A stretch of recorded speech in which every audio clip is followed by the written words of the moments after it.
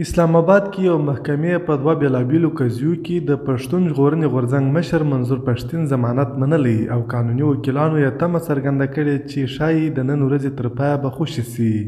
تر څو ځله ځنډ وروسته د ترهګرۍ مخنیوي محکمه کې نن سه شنبه د منظور پښتین د ضمانت قضیه واورېدل سوه چې پکې قاضي د مدافع وکیلانو لخوا د هغه ضمانت منلی دی. د منظور پښتین مدافع وکیل عطاالله کنډي رسنیو ته وویل د ضمانت تر منلو وروسته قاضي د عمران خان د سایپر قضیه اورېدو لپاره زندان ته تللی دی او دوی ته یې د ضمانت نوري قانوني چارو ترسره کولو ویلي دي. د ښاغلي کنډي په وینا د پښتین ضمانت لپاره یې د 2 کسانو د ضمانت سندونه زندان ته لیږلي دي او تمه ده چې د نن ورځې تر پایه به له زندانه آزاد سي.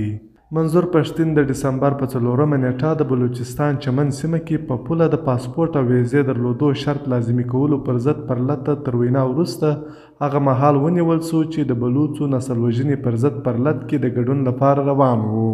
ښاغلی پښتین تر نیول کېدو یوه ورځ وروسته د اسلام آباد پولیسو ته وسپارل سو.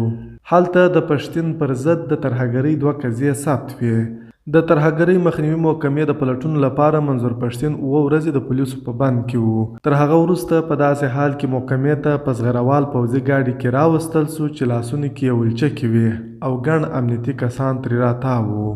ښاغلي پښتین محکمې ته له ننوتو مخکې د خبریالانو پوښتنو ته په ځواب کې ویلي وو په تکلیف دی، خو دا یې هم ویلي وو که په اټم بم مې هم کېنوي دریځ مې هماغه دی چې وو.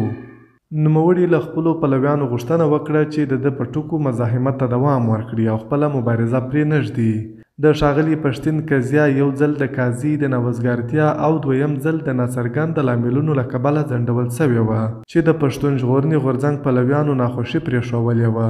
د پښتون ژغورنې غورځنګ ځینو غړو په بلجیم او سویډن کې لاریونونه کړي وو او ویل یې چې منظور پښتین په ظالمانه ډول نیول سوی او د پاکستان په زندانونو کې بند پښتانه او بلوڅ د شکنجې او سختې ځورونې سره مخ دي. لاریونوالو د منظور پښتین او د غورځنګ د نورو غړو د ژر تر ژره خوشي کولو او د کډوالو پر ضد د ظالمانه تګلارې بدلېدو شعارونه هم له ځان سره لیږدول.